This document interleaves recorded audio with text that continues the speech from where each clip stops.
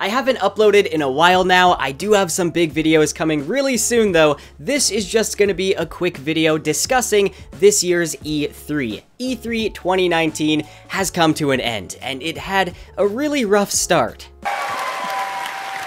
It took around until Square Enix's presentation that we actually began seeing lots of gameplay rather than cinematic trailers, and then Nintendo swooped in and completely saved the event. Now, while my channel is not gaming related, I thought I would make an exception for this video, especially after talking to some of you guys during E3 over on the Discord server. I thought I might as well cover this in a video as well and talk about some of the games that I am most excited for. Keep in mind, these are just the games that I think look good. Let me know which ones you're excited for down below.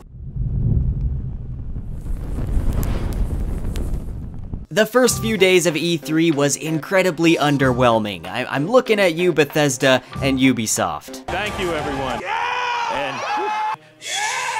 Honestly, I am mostly excited to get to the Nintendo games, so I'll just briefly go over some of the others. EA didn't really have much else to show besides the new Star Wars game, Jedi Fallen Order, which is looking pretty decent, I have to say. I don't really trust EA, but I do love the older Jedi Academy games, and I'm kind of getting the same feeling here. In some ways, at least. It's looking pretty good to me, and I am optimistic about this one.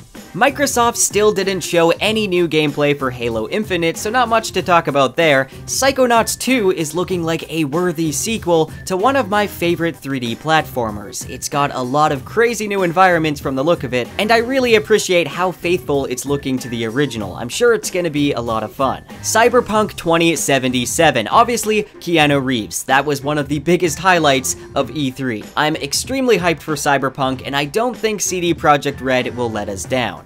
Elden Ring is a new title in collaboration with George R.R. Martin. It does sound very promising. I know a lot of people are excited for it, but with only a cinematic trailer so far, I just can't really get myself to care for it quite yet. Now, moving over to Square Enix, I feel like this is where things began to pick up. Besides the whole Keanu Reeves bit, that was breathtaking. You're breathtaking! But Square really didn't have anything bad in my opinion. It was a pretty good presentation. That being said, I am a Square Enix fan, so there could be a bit of a bias. They showed a lot of the Final Fantasy VII Remake, and it's looking really smooth. I was kind of skeptical of this remake. Final Fantasy VII is one of my favorites. I do put 9 above it, but this is looking like a worthy remake, and I cannot wait for it. Speaking of Final Fantasy, we're finally getting a Final Fantasy VIII Remastered. Also, Final Fantasy Crystal Chronicles, which is one of the few that I missed out on, so I do plan on getting that for Switch. And Final Fantasy XIV, one of my favorite MMOs, is getting a new expansion. I stopped playing it after the first expansion, I believe, so I might drop in again because this new expansion is looking really good. They stealth dropped The Last Remnant, which is a really underrated RPG. I didn't get too far into it, so I may just have to get it on Switch. And then Enix ended with the new Marvel's Avengers game, and honestly, the trailer was kind of disappointing. There really wasn't any gameplay shown. It's coming out next year. I hope it'll be good, but I'm actually more interested in Marvel Ultimate Alliance 3. This is coming out for Switch sometime this year. This is a co-op beat-em-up taking the fight to Thanos and the Black Order. They showed off a lot of new characters, and with 4-player, local, or online co-op, I'm sure it's gonna be a lot of fun. And finally, let's talk about Nintendo. I feel like they definitely had the best presentation this year at E3. They had such a strong lineup of games to announce, but let's start off with the 2 new Smash Bros. Characters. Well, actually, the first is kind of multiple. They're bringing Erdrick from Dragon Quest XI, as well as 3 Echo Fighters that are heroes from previous games. Oh yeah, and they're also bringing Dragon Quest XI to the Switch, which I am really excited about because I've been meaning to play it. It looks amazing. I was actually going to get it this Steam summer sale, but now I think I'm just gonna wait for the Switch version, and it looks like this new definitive edition, you can change the game to a classic 8-bit design, which is a really cool feature. And of course, the other Smash Bros. Reveal, the biggest reveal, was Banjo-Kazooie. It's amazing to see Banjo finally get some love. It has been way too long. He's got a new design now, and I'm really hoping this means there's a possibility for a brand new Banjo game on the Switch, something to introduce Banjo-Kazooie to a new generation. Even if they just remade the original 2 games, it would make a lot of fans happy. Now let me just jump ahead for a minute and talk about the biggest surprise for me, the game I'm most excited for, and that is the sequel to The Legend of Zelda Breath of the Wild. Not only is Breath of the Wild my favorite Switch game, it's one of my favorite games of all time, and I am so excited to see that it is getting a sequel. Overall, this one's looking a lot darker, like how Majora's Mask was to Ocarina of Time. I'm sure it's still gonna be a few years until this one releases, but I'm hyped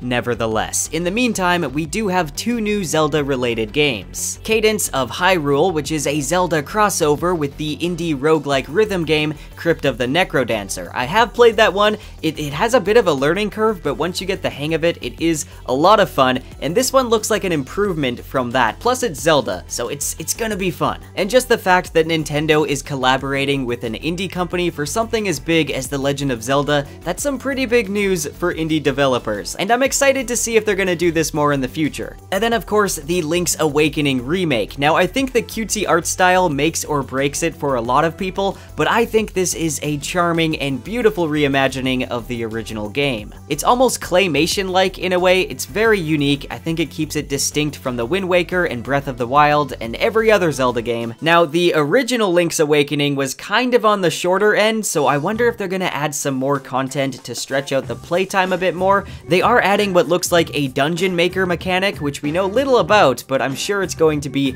a welcome addition. And I'm just glad that they are still remaking some classic Zelda games while also focusing on new ones like Breath of the Wild 2. Luigi's Mansion 3. I did play a bit of the original, I played Dark Moon, but I can safely say that this one is looking like the best one yet. It's spooky. They're adding a ton of new abilities and ways you can interact with the world in this one. You can now play as Gooigi, a Goo Luigi, if that wasn't obvious, and it looks like playing as him, you can traverse different hazards that Luigi can't, or you can even let a friend join in for some local co-op. The online is also looking like it's much more improved, and overall, I gotta say I love the hotel setting. It looks like there's a lot of variety in the levels, and it's getting more of a story focus. I'm really excited for this one.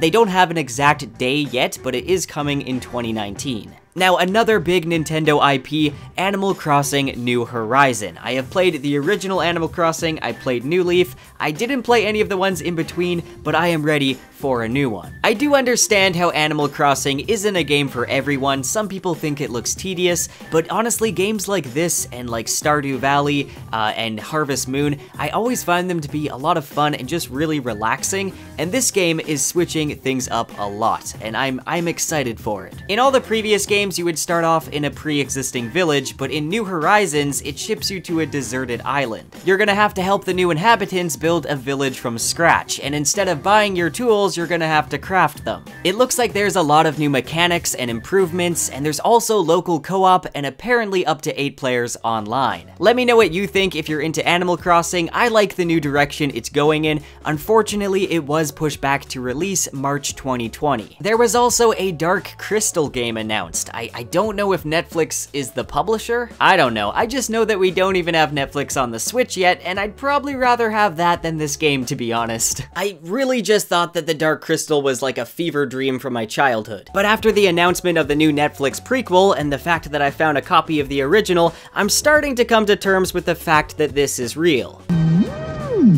No, but honestly, I actually love the Dark Crystal. I'm not really that interested in this game. I like tactical and strategy games, but this one just doesn't really seem that interesting to me. We also got to see a lot more of Pokemon Sword and Shield, which I'm really excited for. I'm so happy to see a mainline Pokemon game on the Switch. It's been a while. I think I skipped the last 2 mainline Pokemon games, but I am definitely ready to jump in on this one. To me, it's looking like the best Pokemon game yet. There's like this open area with different weather effects and wild Pokemon, and you can actually control the camera. There's also a new Dynamax, like Godzilla ability, which is kind of cool, and they're adding online raids. To me, it's looking really good. I'm excited for it. It's not quite that Breath of the Wild Pokemon game that I was hoping for, but it's headed in the right direction. The Witcher 3 is actually coming to Switch. I know this was rumored about for a while now, but I never really thought it was going to happen. Obviously, it does have a graphical downgrade, but that doesn't really bother me. I've already played it on PC, I've experienced experienced how beautiful it is,